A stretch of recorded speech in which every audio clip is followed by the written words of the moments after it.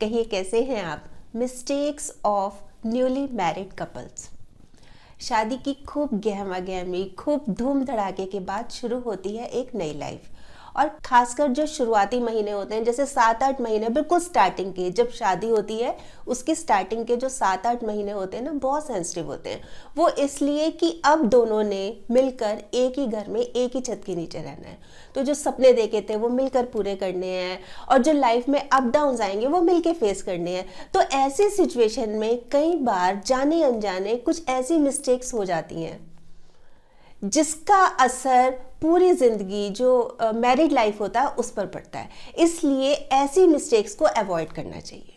अब वो क्या मिस्टेक्स हैं, जो मोस्ट इंपॉर्टेंट मिस्टेक्स हैं जो अक्सर हो जाती हैं, वो मैं आज आपको 9 बता रही हूँ। 9 मिस्टेक्स। सबसे पहली मिस्टेक ये होती है कि एडजस्ट करने की कोशिश ही नहीं करते।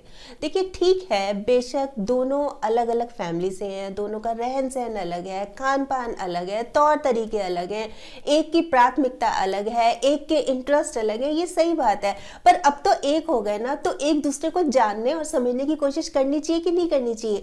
करते ही नहीं है। एडजस्ट करने की कोशिश ही नहीं करते, उल्टा क्या करते हैं, एक दूसरे को चेंज करने की कोशिश करते हैं, भाई वो बदल जाए। खुद को एडजस्ट करने की कोशिश नहीं करते, दूसरे को चेंज करने की कोशिश करते हैं। आप ये बताइए, जब हम खुद को बदलना चाहें, खुद में बदलाव लाना चाहें, कितना मुश्किल है। क्या आसानी से हम खुद में बदलाव ला सकते हैं? नहीं ला सकते ना। फिर हम ये कैसे एक्सपेक्ट कर सकते हैं कि दूसरा बदल जाए? देखिए, दूसरे को समझना बेशक बुद्धिमानी हो सकती है, भाई हम दूसरे को समझते हैं, हम इंटेलिजेंट है, बेशक हो सकती है, पर खुद को समझना सबसे बड़ा ज्ञान है। तो जरूरत क्या है? खुद को समझना है। क्या करना है? एडजस्ट करना है, एक्सेप्ट करना है, जो सिचुएशन है उसको एक्सेप्ट करना है।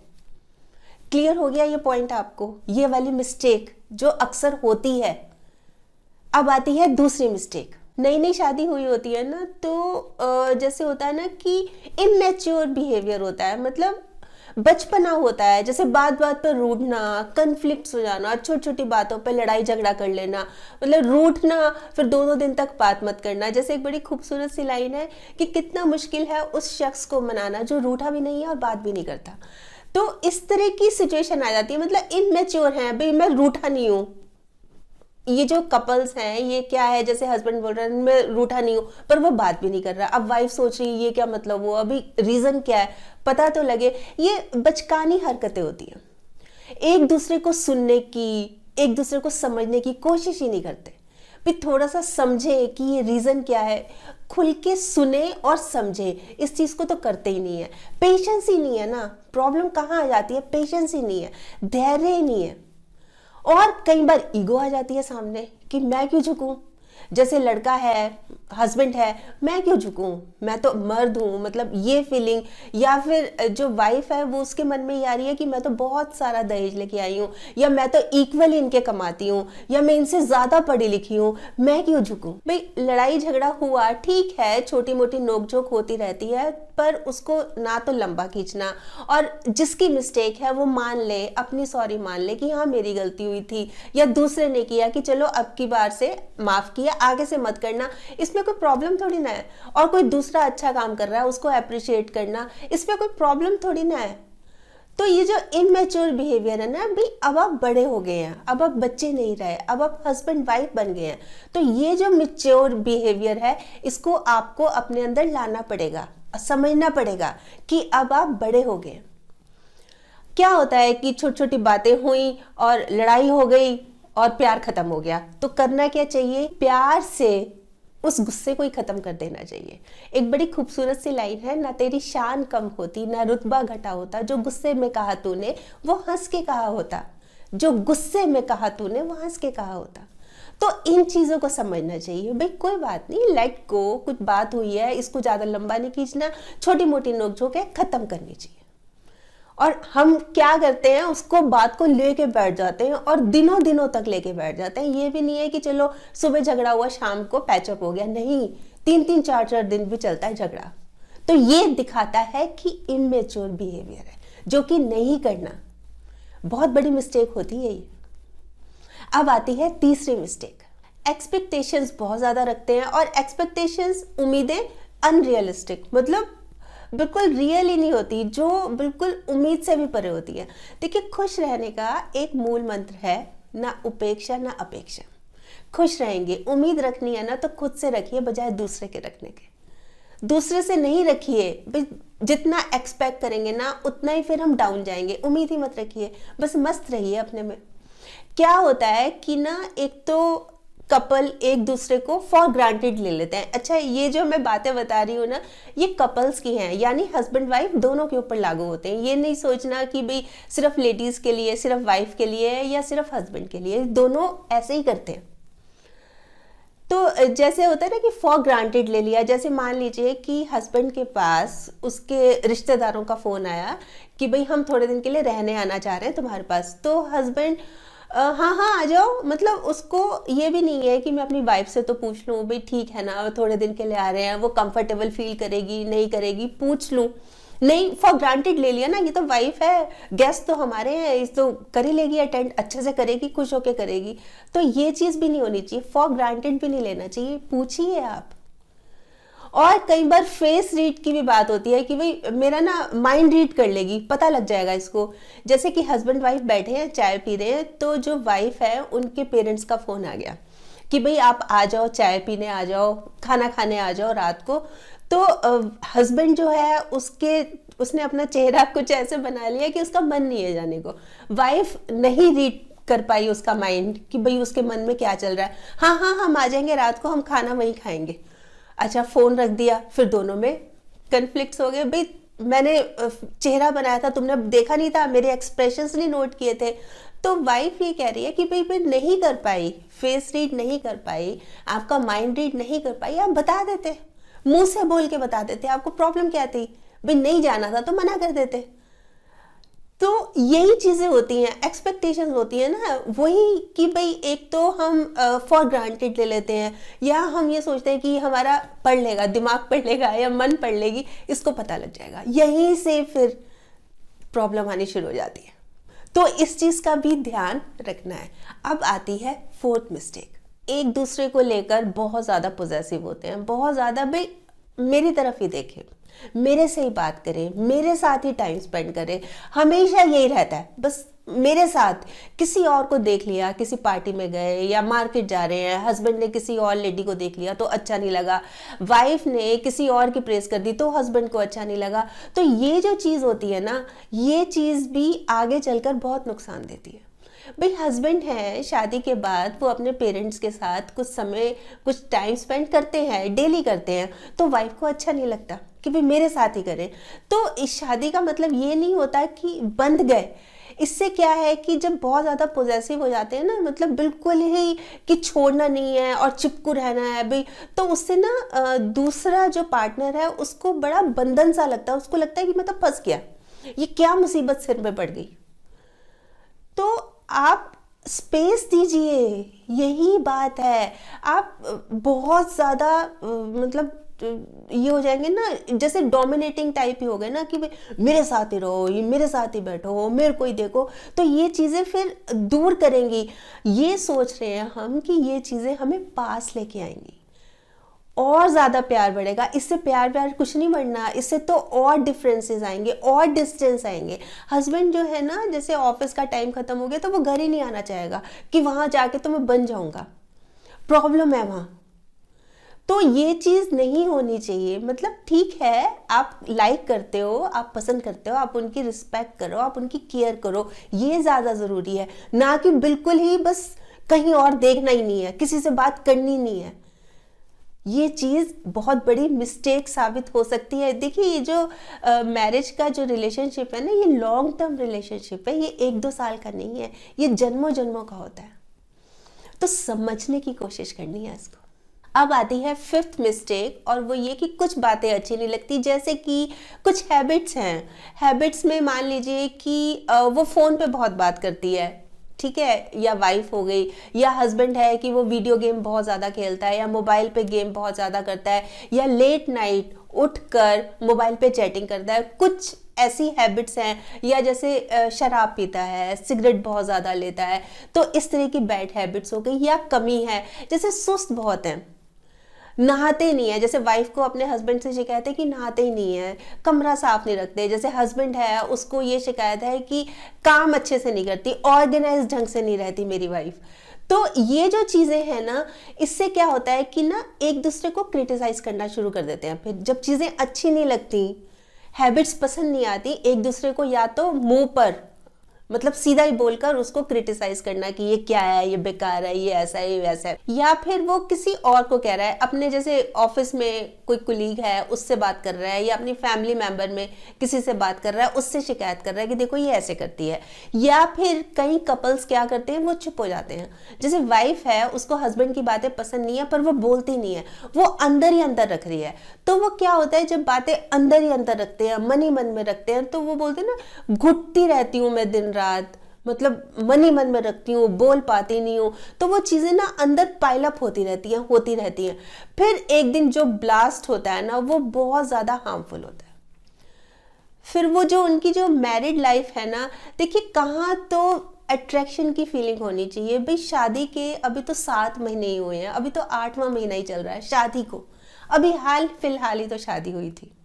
कितने सपने देखे थे मिलके, जहां पर फीलिंग अट्रैक्शन की होनी चाहिए थी, वहीं पर अब दूरियां आ रही हैं। सोच सकते हैं आप, कहाँ तो घंटों शादी से पहले बैठना, बातें करना, एक दूसरे को मिस करना, सुबह से शाम तक मैसेज करना, और कहाँ अब टॉलरेट ही नहीं हो रहा। ये क्यों हो गया, ये चीज क्यों हो गई, इसको समझने की कोशिश कीजिए ना कि क्या वजह हुई। जो फीलिंग होनी चाहिए थी ना, ये तो और बढ़नी चाहिए थी, अट्रैक्शन की फीलिंग ये और बढ़नी चाहिए थी, और कहाँ हो रहा है, इसका उल्टा हो रहा है। तो बचना है इस चीज से, इस मिस्टेक से। अब आती है 6th मिस्टेक, और वो है खर्चों को लेके। भाई शुरू में जब शादी होती है, घूमना फिरना बहुत अच्छा लगता है, और शॉपिंग करनी भी बहुत अच्छी लगती है। भाई हस्बैंड को कोई चीज़ पसंद है, वाइफ खरीद के देती है, वाइफ को कोई चीज़ अच्छी लगती है, हस्बैंड खरीद के देता है। और इसमें कोई गलत बात थोड़ी ना है, अच्छी बात है, बहुत अच्छी बात है। देखिए एक तो गिफ्ट बहुत मिलते हैं, वो चीज़ें तो होती है ना, लिफाफे बहुत सारे मिलते हैं, मतलब बहुत पैसा आ जाता है। पर उसके साथ साथ जैसे घूमने फिरने का भी बहुत शौक होता है, तो वो चीज़ होनी चाहिए, कोई उसमें गलत बात नहीं है। पर ज़रूरी क्या है कि एक बजट बना के चले।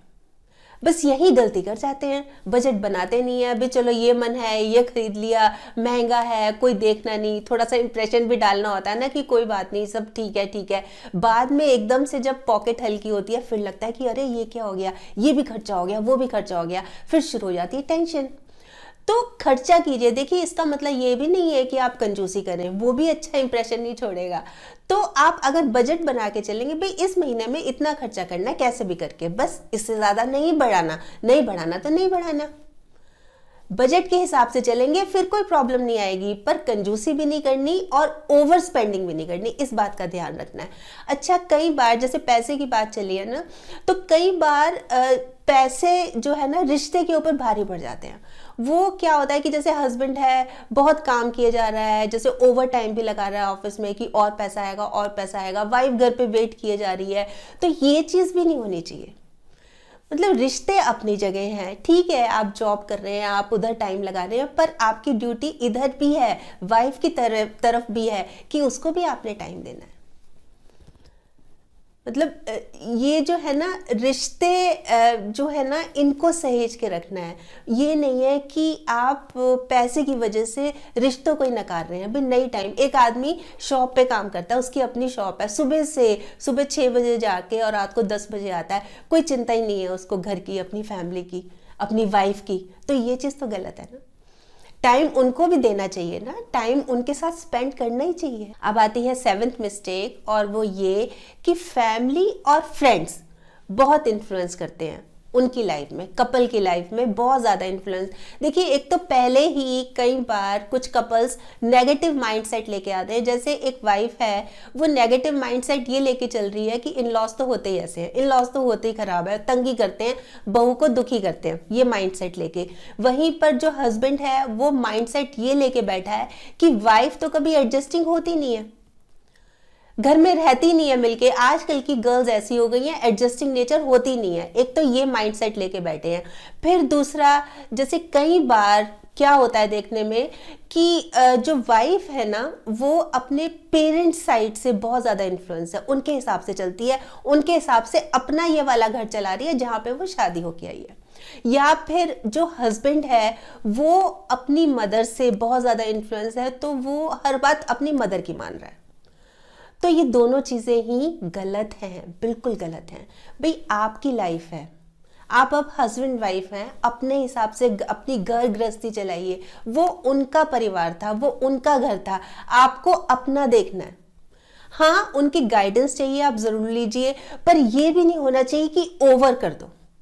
हर चीज़ उनसे पूछ के, हर चीज़ उनसे पूछ के, अब आप बड़े हैं, समझदार हैं, ये मान के चलिए, हर चीज़ पूछने की ज़रूरत नहीं है। अपनी सोच से भाई हम किस तरह से चाहते हैं, हमने ये करना है, इस तरह से आपस में हस्बैंड वाइफ जो कपल है एक दूसरे की सलाह से काम करें। हाँ, गाइडेंस लेनी है ज़रूर लें, ओवर इंटरफेरेंस बहुत खराब करती है, फैमिली खत्म हो जाती है इससे। तो ओवर नहीं होना चाहिए, और ये भी नहीं कि डिस्कनेक्ट हो जाए कि बस खत्म कर दिया। जैसे हस्बैंड ने अपनी वाइफ को बोला कि तुम अपने पेरेंट साइड पे जाना बंद कर दो, ये थोड़ी ना मतलब होता है। ये चीज भी नहीं होनी चाहिए। भाई आप मिलिए, जरूर मिलिए, पर बहुत ज्यादा नहीं इंटरफेरेंस होनी चाहिए। अब आती है 8th मिस्टेक, और वो ये कि सीक्रेट्स रखते हैं। भाई शादी से पहले कुछ ऐसी बातें थी जो बताई नहीं गई, उसके बाद अब जब मिलके रह रहे हैं, एक घर में एक छत के नीचे रह रहे हैं, तो असलियत सामने आ रही है। उससे क्या हो रहा है, फिर जो हस्बैंड है या जो वाइफ है वो झूठ बोल रहे हैं, छिपा रहे हैं बातें।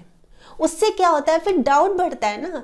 अब जैसे मान लीजिए वाइफ है, उसका कोई फ्रेंड था, बॉयफ्रेंड था, एक्स समझ लीजिए, तो वो उसने नहीं बताया हुआ, वो छिपा रखा है। उससे क्या हो रहा है कि हस्बैंड को अब उसका मोबाइल चेक करना, देखना, ये किससे बात करती है, कहाँ जाती है, तो मन में उसके कहीं ना कहीं डाउट बैठा हुआ है।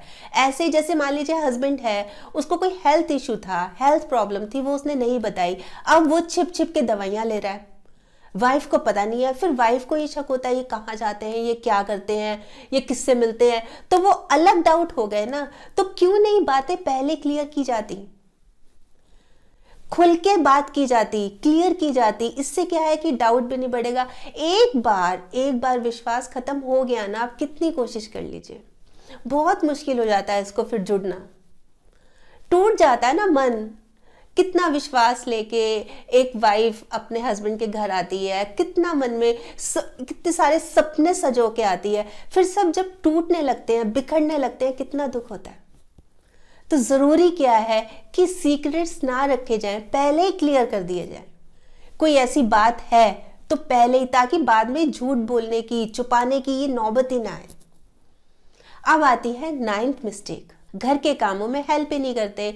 अब जैसे मान लीजिए हस्बैंड वाइफ हैं, दोनों जॉब करते हैं, अच्छी बात है, दोनों सुबह से शाम तक बाहर रहते हैं, काम करते हैं, पैसा कमाते हैं, तो दोनों को ज़रूरी है कि दोनों घर के कामों में भी एक दूसरे की हेल्प करें, हाथ बढ़ाएं। भाई हस्बैंड ये सोच रहा है कि दोनों जॉब करते हैं पर घर यही संभाले, तो ये तो पॉसिबल नहीं है ना। या मान लीजिए कि जो वाइफ है वो हाउस वाइफ है, तो घर पे भी तो बहुत काम हो जाते हैं, तो उनकी रिस्पॉन्सिबिलिटीज भी, कुछ काम तो वो शेयर कर ही सकते हैं। एक दूसरे की सपोर्ट बनना है, एक दूसरे की सपोर्ट करनी है, एक दूसरे की हेल्प करनी है।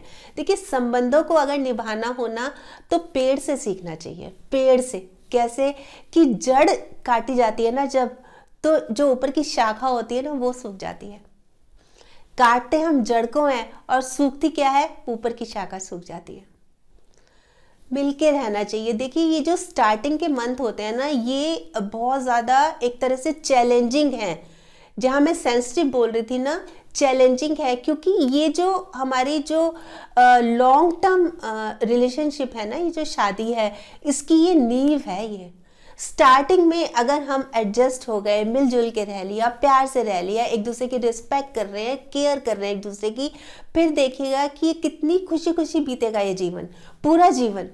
और जहाँ हम शुरू में अड़ गए, जहाँ हमें प्रॉब्लम्स आनी शुरू हो गई, जहाँ हमने दूसरे के ऊपर ब्लेम लगाना शुरू कर दिया, दूसरे के ऊपर नेगेटिव बोलना शुरू कर दिया, वहीं फिर डिफरेंसेस आने, डिस्टेंसेस आने शुरू हो जाएंगे। और यहीं फिर जो नींव है ना वो स्ट्रांग नहीं रहेगी, वो हिलने लगेगी।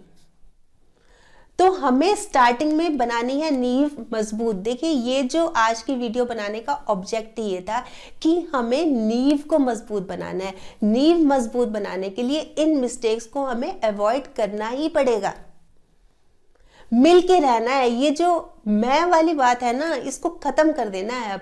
अब हम हैं, जो बात हम में है ना, वो ना तुम में है ना मुझ में है। हम हैं, अब कुछ नहीं है इधर उधर। अब जो करना है मिलके करना है, एक साथ रहना है। और ये बहुत खूबसूरत सा सफर है और इसको बहुत प्यार से निभाना है, मिलजुल के रहना है, इस चीज को समझना है, इस बात की गहराई को समझना है। अब बताइए आप क्या सोचते हैं इस बारे में, ज़रूर बताइएगा। आपके कमेंट्स का मुझे इंतज़ार रहेगा। और हाँ, अगर आपने मेरा ये YouTube वाला चैनल अभी तक सब्सक्राइब नहीं किया तो प्लीज़ कर लीजिएगा। और इस पर ये जो बेल आइकॉन है ना, ये भी दबा दीजिएगा, ताकि जब भी जैसे मेरे को वीडियो अपलोड करती हूँ आपके पास नोटिफिकेशन या मैसेज आ जाए। और अगर आपको ये वीडियो अच्छी लगी, आपको लग रहा है कि हाँ किसी और के भी काम आ सकती है, तो प्लीज़ आप इसको शेयर भी ज़रूर कर दीजिएगा। ठीक।